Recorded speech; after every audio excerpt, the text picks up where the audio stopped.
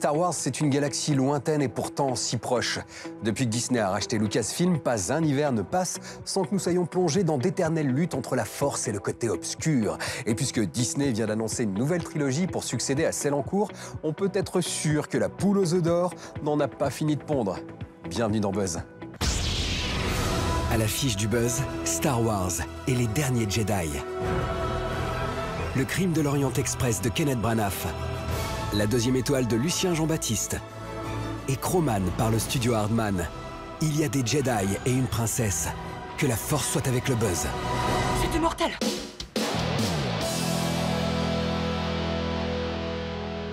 Il y a les étoiles dans le ciel de Star Wars et les étoiles sur la toile du nouveau film de Kenneth Branagh avec Johnny Depp, Penelope Cruz et Michelle Pfeiffer. Ça vous pose une constellation.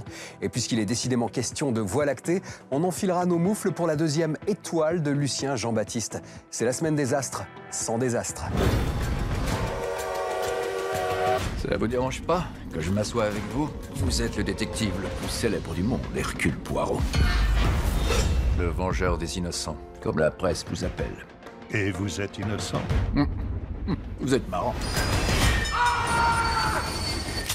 Une balle et c'en est fini de Johnny Depp. Michelle Pfeiffer, Willem Dafoe, Penelope Cruz, 11 suspects au total, tous interrogés par le détective Hercule Poirot. Le crime de l'Orient Express, ou quand le shakespearien Kenneth Branagh remixe le roman culte d'Agatha Christie à la sauce superproduction.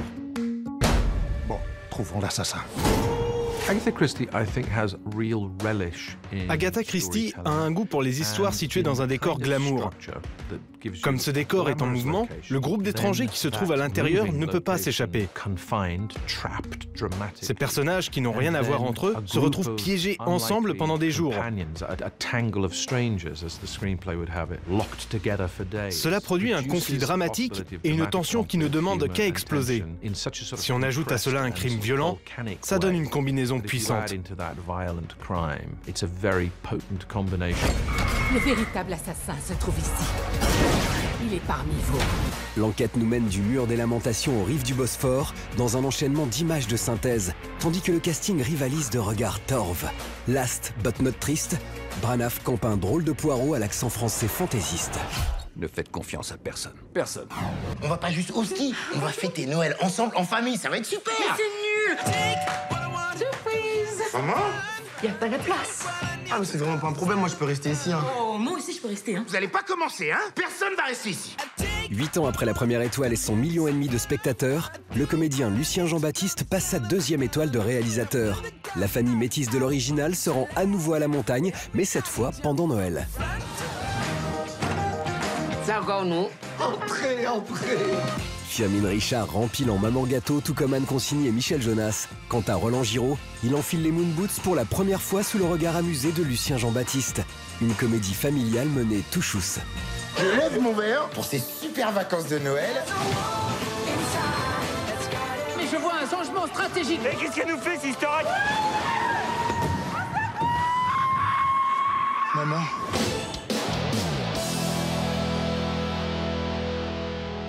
La force est puissante dans la galaxie du Buzz. Les derniers Jedi fondent sur le Premier Ordre, le mouvement obscur né des ruines de l'Empire galactique. La résistance s'organise. Luke Skywalker est de retour. Rian Johnson réalise son 4e film, une demi-décennie après Looper. En avant vers une galaxie si loin, si proche. Quelque chose sommeillait en moi depuis toujours. Ça s'est réveillé. Et j'ai besoin d'aide. Dans les ultimes secondes du réveil de la Force, Luke Skywalker pointait sa ganache abîmée par les années. Mark Hamill est de retour, et cette fois tout en haut de l'affiche. Les derniers Jedi, c'est lui, et lui seul, le garant de la mythologie Star Wars, le gardien d'un temple délaissé par George Lucas. Je n'avais senti une telle énergie à l'état brut qu'une seule fois. Je n'en avais pas eu assez peur alors. Aujourd'hui, elle m'effraie. Le chevalier est de retour, et avec lui des héros fracturés par la vie, des bestioles synthétiques ou en latex, des secrets de famille jalousement gardés. À la baguette, Rian Johnson qui rempilera pour une nouvelle trilogie dès que celle en cours sera achevée. On entre en hyperespace pour l'épisode 8 de Star Wars. Nous sommes l'étincelle qui allumera l'incendie, qui réduira le Premier Ordre en cendres.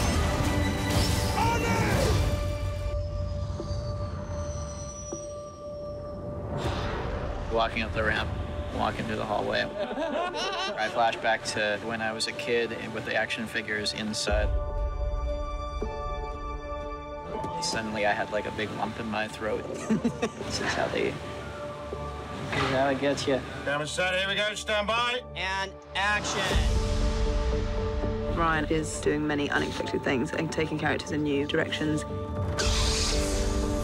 The individual stories of these characters are elevated and made fresh and new. That's what I love about Ryan's approach to the story. It's like a real journey of discovery. Ladies and gentlemen, welcome to episode 8.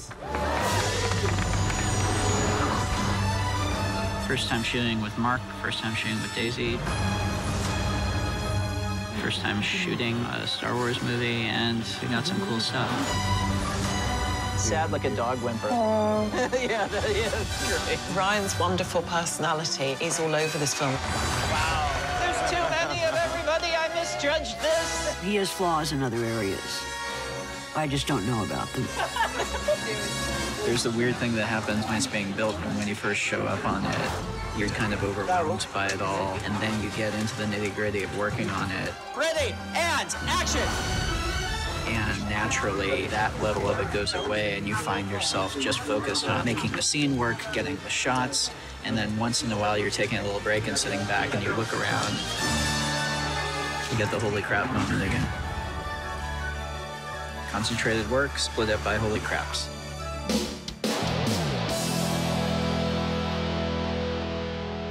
On remonte le temps pour Cro-Man, un film d'animation image par image du studio Hardman. Pierre Ninet prête sa voix au héros inventé par les virtuoses, derrière Wallace et Gromit et Shaun le mouton. Cro-Man, c'est l'avant-première du buzz.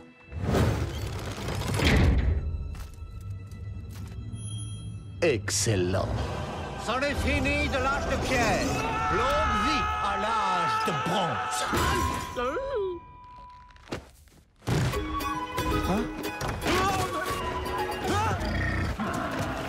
Mais d'où tu sors de l'âge de pierre? Je ferai tout pour sauver ma tribu. La reine, c'est par là.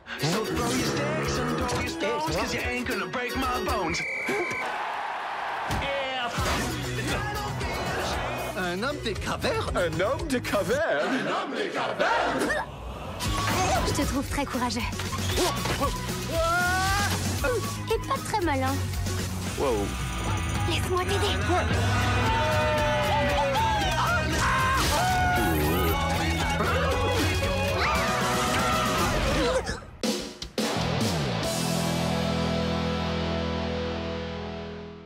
Marvel et Lego s'associent en cette fin d'année pour Lego Marvel Super Heroes 2, un titre qui mise sur sa générosité pour séduire. Plus de 200 personnages sont jouables, tirés de tout l'univers Marvel.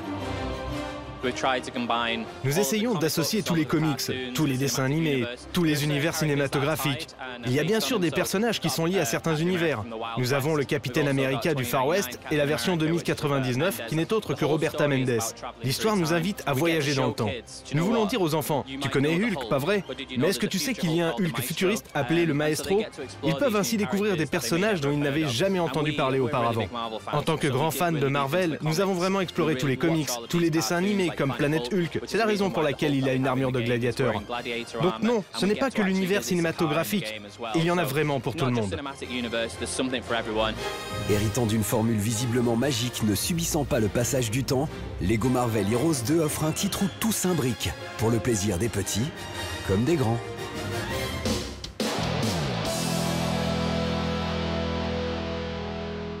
Picsou a 70 ans. L'oncle de Donald Duck est devenu un peu notre oncle à tous. Si Picsou est logiquement associé à Disney, la compagnie ne mérite pas tous les crédits. Le scénariste et dessinateur Carl Barks est le créateur de Picsou. Mais la popularité de ce dernier, c'est à l'auteur Don Rosa qu'on la doit. Dans les années 80, ce passionné devenu professionnel écrit de nouvelles aventures et imagine notamment la jeunesse de Picsou. Les gens savent que je ne travaille pas pour l'argent. Je suis un fan qui s'adresse à des fans. Mon Picsou regorge de détails et j'essaye de le rendre le plus amusant possible. Ce n'est pas un personnage Disney, c'est l'œuvre de Carl Barks. Disney n'a rien à voir. Ils n'ont pas contribué à sa création. Ils ont la licence, mais Karl Barks a inventé Picsou quand il travaillait pour un éditeur indépendant. Les Européens aiment Donald parce qu'ils y voient comme une allégorie de leur vie, une fable animalière sur l'humanité. Je ne sais pas comment ils voient l'oncle Picsou. Je ne suis pas certain d'avoir voulu parler de la condition humaine. Retiré depuis 2008 de la bande dessinée, Don Rosa continue de sillonner les salons. Il était récemment au Comic-Con de Paris. Avec lui, la mémoire de Picsou est honorée.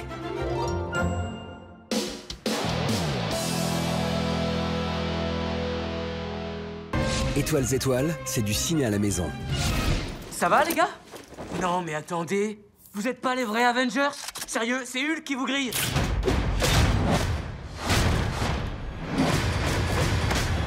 Comic book movie ou comédie ado, Spider-Man Homecoming tisse à tous les râteliers dans un reboot épicé par Tony Stark, incarné une fois de plus par Robert Downey Jr. Le juvénile Tom Holland s'envole et Michael Keaton joue au vautour. Alors, pour devenir un Avenger, il y a une période d'essai? Un entretien d'embauche ou... Surtout, ne fais pas ce que je ferai. Encore moins ce que je ne ferai jamais. Il te reste quand même un petit espace dans lequel tu peux évoluer. Oh. Bon, allez. Calme-toi, je suis juste en train de t'ouvrir la portière. Vas-y, fiston. Je te souhaite bonne chance. L'édition super collector de Spider-Man s'offre des bonus 4 étoiles, de l'incontournable making-of au bêtisier, en passant par les scènes coupées. Des goodies se sont également pris dans la toile, comme un sac, un porte-clés, ainsi que des magnettes. Ne te mets pas sur ma route, parce que je te tuerai. Toi et tout ce que tu aimes.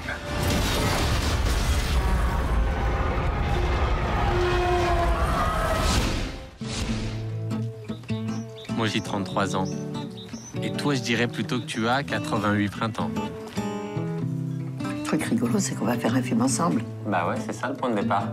La cinéaste Agnès Varda et le photographe J.R. sillonnent la France à la découverte de ses visages et de ses villages. Un demi-siècle sépare les deux artistes, mais l'amour des gens et de l'image les réunit le temps d'un road movie supérieurement attachant.